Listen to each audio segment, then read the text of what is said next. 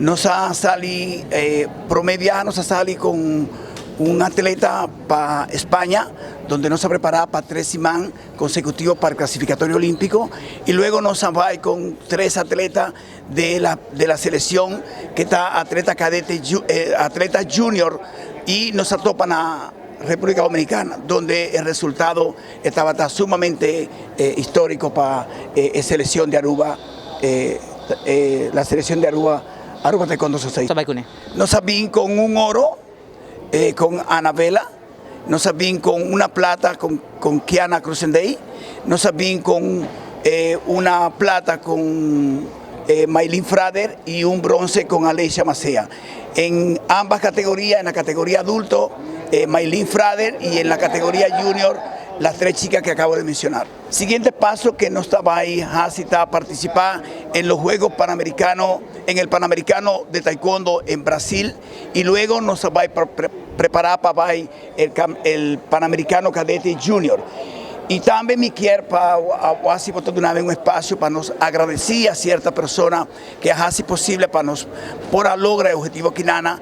Lo más importante que me tengo que mencionar está, tú eres automovilista que está en cada rotonda de Aruba, esa aquí está Dinan, en medalla aquí, el resultado que nos logra está Dinan de en parte, pasora, donde el presupuesto que nos logra para participar en dicho evento, también está de coleta que nos hace Riva Caminda. Para tu gente comprender que lo que nos logra con el placa que nos colecta, aquí en estos momentos está guardo visto que esta placa gastada en Muchanán para lograr el objetivo que nos acaba de lograr. Mientras quiere está algo visto, pasora.